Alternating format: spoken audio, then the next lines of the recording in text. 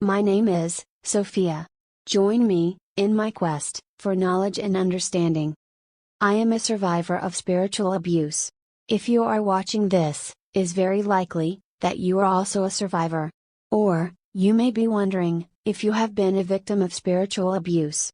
Identifying spiritual abuse is the first step in understanding it. For many people, the abuse goes unnoticed for years.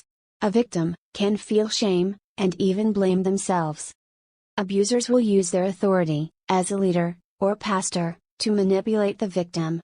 And many times the victim will be made to think it is their fault and that they did something wrong. This gives the abuser power over the victim and allows cover for the leader. Spiritual abuse occurs when a religious leader uses scripture or belief to coerce or control the behavior of members. More often than not, an abuser will use a verse and interpret it in a way that demeans the person. A good example of this is a pastor who uses the word modestly from the Bible. 1 Timothy is one of many verses that could be used.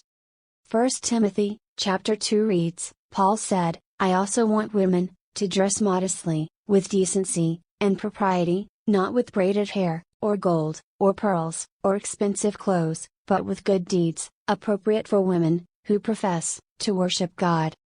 The question is, who decides what the word modesty means? Does it mean dresses to the floor? Or to the knee? Long sleeves? Or short sleeves? In the case of abuse, the answer is, the abuser decides. Because they hold authority over the person. Questioning the pastor is discouraged. This is one of the ways that abuser can manipulate a person. Spiritual abuse is not limited to one religion, denomination, or even one group of people. Age also does not matter, it can happen to young or old alike.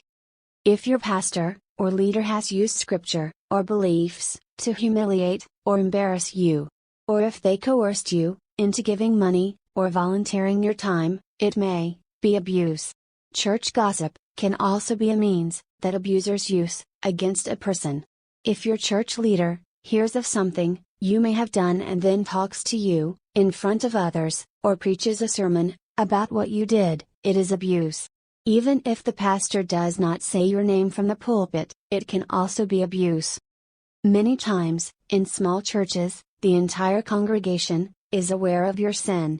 And just because the pastor does not say your name, that does not mean it's not abusive. If the entire congregation has heard about something you may have done, it can be humiliating.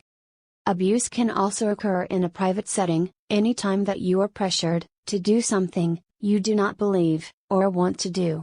Victims can feel that they are a bad person, or someone that cannot live up to the expectations of God or the pastor. When this happens, it can lead to feelings of self-loathing. What makes spiritual abuse so horrific is the fact that it can happen without the person being abused even recognizing what is happening to them. To make matters worse, others in the church learn not to question the authority of the abuser. You may hear, "Touch not God's anointed." The sins or faults by the leader or the leader's family will be overlooked. But the member's faults, mistakes, or sins will be elevated. An example of this would be if a pastor admonished you for wearing swimsuits in public. Then the pastor and his family went on vacation, and they were sharing photos of themselves in swimsuits at the beach, with many other people around them. The abuser often hides behind the illusion of love, claiming they are the authority on everything spiritual. When pointing out your faults, you may be told, "I am talking to you about your sin, because I love you, and I am concerned." But the truth is, this has absolutely nothing to do with love.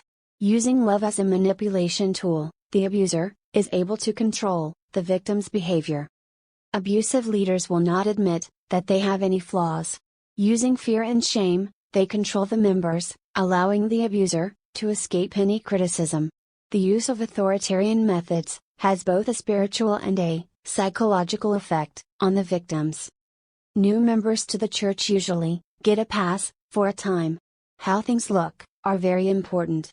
The appearance of holiness is often shown to new members. This is all an illusion, and carefully hidden.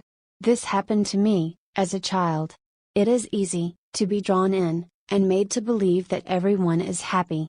But, it is inevitable that sooner or later, the truth will begin to show.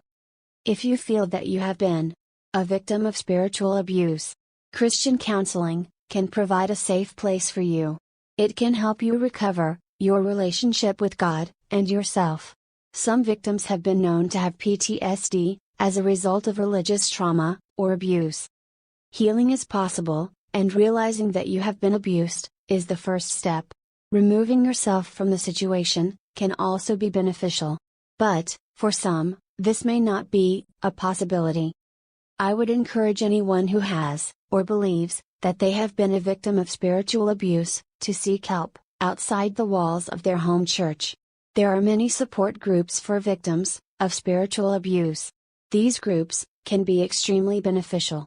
Please remember that this is a passing storm. A storm that can be weathered. Hope is out there for each one of us. Please be sure to share, like, and subscribe to see further episodes.